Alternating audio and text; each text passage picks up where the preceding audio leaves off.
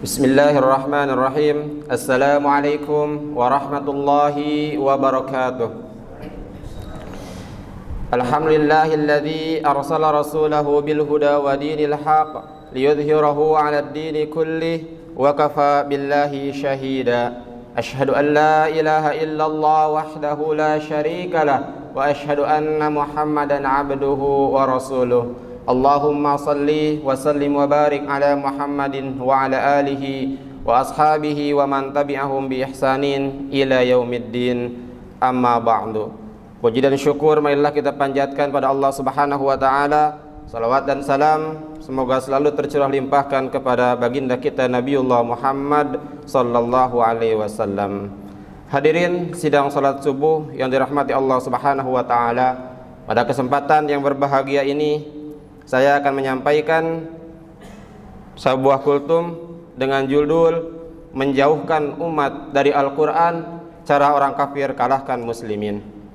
Allah Subhanahu wa ta'ala mengungkapkan dalam firman-Nya dalam Al-Quran surat Fussilat surat ke-41 ayat 26, A'udzu billahi minasyaitonir rajim, wa qala alladzina kafaru la tasma'u li hadzal qur'an walghaw fihi la'allakum taglibun, yang artinya, dan orang-orang kafir berkata, janganlah kamu mendengar dengan sungguh-sungguh akan Al-Quran ini dan buatlah hiruk pikuk terhadapnya supaya kamu dapat mengalahkan mereka.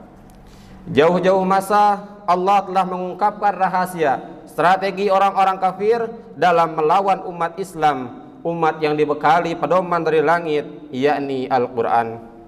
Telah ditetapkan oleh Allah Subhanahu wa ta'ala bahwa antara muslimin dan orang-orang kafir akan terus berperang, tidak hanya di medan tempur, beradu senjata dan nyawa, tetapi juga di segala lini bidang kehidupan.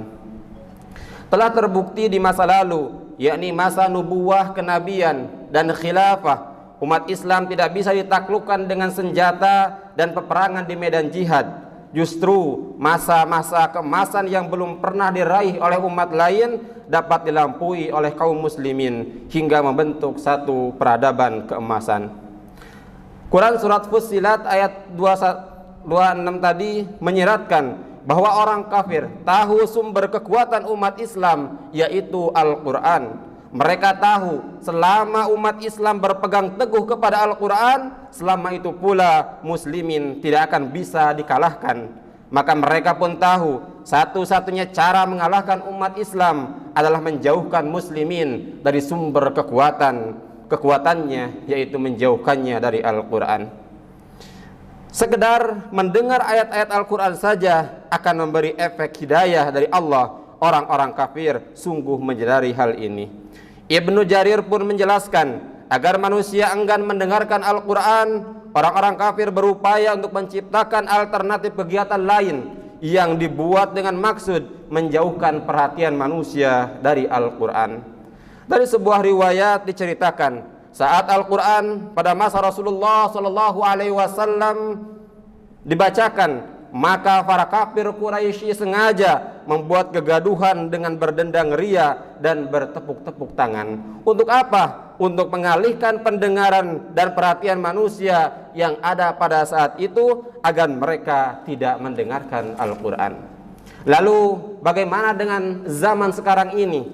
Pada zaman sekarang ini kita bisa lihat dengan terang benderang, kita bisa lihat dengan jelas bagaimana umat Islam ini terus-menerus disibukkan dengan sajian berbagai macam hiburan.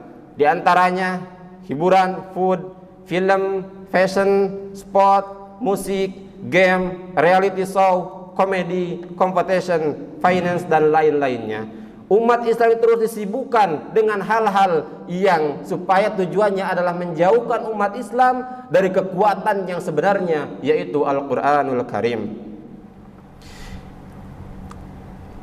Dengan jauhnya muslim dari Al-Quran, maka mereka akan menjadi kaum yang kehidupannya berakidah rapuh, tidak berbekal ilmu agama, dan rendah akhlaknya.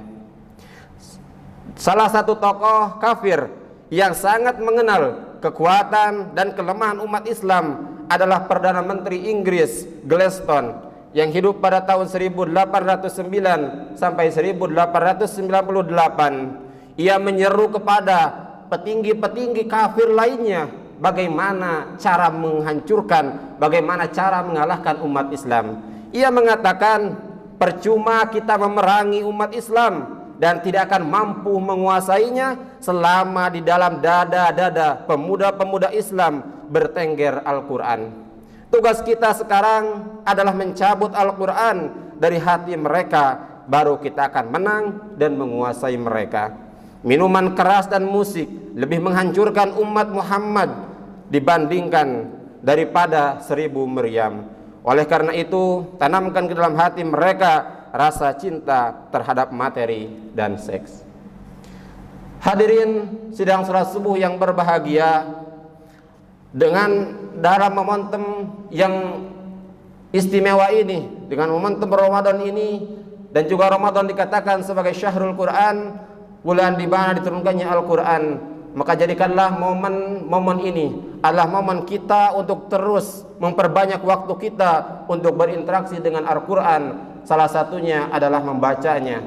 Mari kita jadikan momentum Ramadan ini, kita niatkan dengan hati yang ikhlas, dengan niat kuat-kuatnya niat. Bagaimana kita bisa mengkhatamkan, kita bisa membaca Al-Quran ini dengan khatam 30 juz. Bagaimana kita bisa mengkhatamkan Al-Quran pada bulan ini. Kita jadikan Al-Quran sebagai sahabat kita, karena dengan menjadikan Quran sebagai sahabat kita, ia akan memberikan kekuatan kepada kita di dunia dan juga nanti akan menjadi syafi'an li ashabi.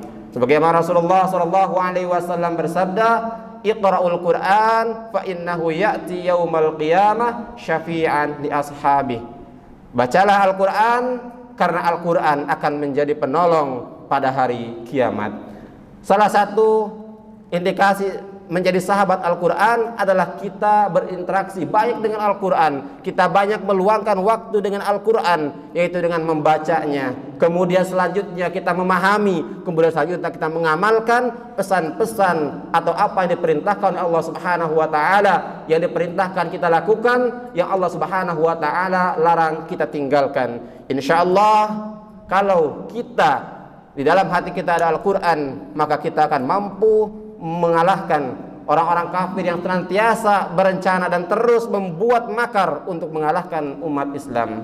Dan juga kepada para bapak-bapak ataupun bapak-bapak yang memiliki anak, didiklah anak sedari kecil dengan Al-Quran. Karena di samping anak ketika dia mengenal Al-Quran, dia juga akan menjadi amal jariyah orang tuanya kelak ketika kelak dia menjadi dewasa.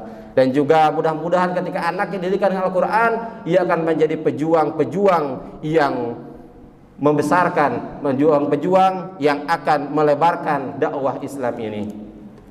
Mudah-mudahan Allah Subhanahu wa taala senantiasa memberikan taufik dan hidayah kepada kita sehingga kita mampu menjadi sahabat Al-Quran, dan kita juga bisa menjadi senantiasa membaca Al-Quran di setiap waktu-waktu kita. Mohon maaf bila ada kesalahan datang dari diri saya pribadi dan kesempurnaan Allah Subhanahu wa taala. Mari kita tutup dengan doa kifaratul majlis. Subhanaka Allahumma wa bihamdika asyhadu an la ilaha illa anta astaghfiruka wa atubu ilaik. Assalamualaikum warahmatullahi wabarakatuh.